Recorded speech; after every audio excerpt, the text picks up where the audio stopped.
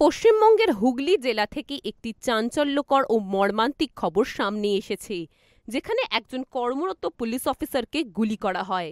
বৃহস্পতিবার রাতে অন্ধকারে হাওড়া জেলার ঘোষপাড়া এলাকায় ঘটে এক ভয়াবহ ঘটনা। হঠাৎ করেই গুলি চলে এবং তাতে আহত হন চণ্ডীতলা থানার অফিসার জয়ন্ত পাল। গুলি তার বাম হাতে লাগে। ওই সময় ঘটনাস্থলে উপস্থিত ছিলেন একটি তরুণী ও আরও দুজন ব্যক্তি।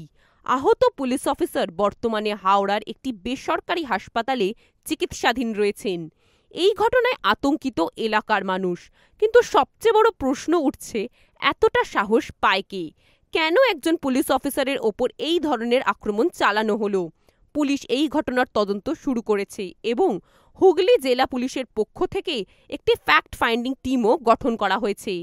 একই সঙ্গে এই ঘটনায় আইন শৃঙ্খলার চিত্র যে ক্ষতিগ্রস্ত হয়েছে তা স্পষ্ট।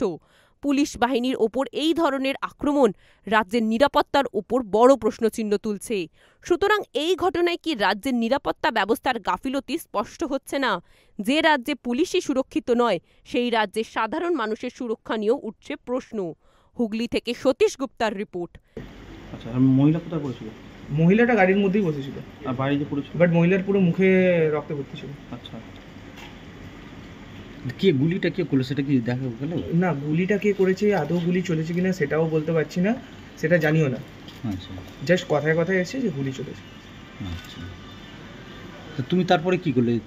আমরা ওই জল ফল দিলাম, দিয়ে তারপরে বললাম যে গাড়ি নিয়ে চলে যাও। আপনি কি সামনে ছিলেন তখন? ওসি উনি কি পুলিশের কার্ড দেখিয়েছেন? হ্যাঁ, উনি পুলিশের কার্ড দেখেছিলেন। মানে যার গুলি লেগেছে? হ্যাঁ। কি বললেন উনি? উনি বললেন আমি পুলিশে আছি, ম্যাটারটাকে বেশি বড় করো না, ছেড়ে দাও, তোমরা চলে যাও, আমরা বুঝে নিচ্ছি। কোনো মহিলা ছিল সঙ্গে? হ্যাঁ, একজন মহিলা ছিলেন গাড়ির মধ্যে বসে। গাড়ির মধ্যেই গুলি চলেছে? ঠিক আছে, আপনার নাম? আর কিছু জানি না। ঠিক আছে, তো তোমার নামটা বলো। আমার নাম সুমন দাস। ঠিক আছে।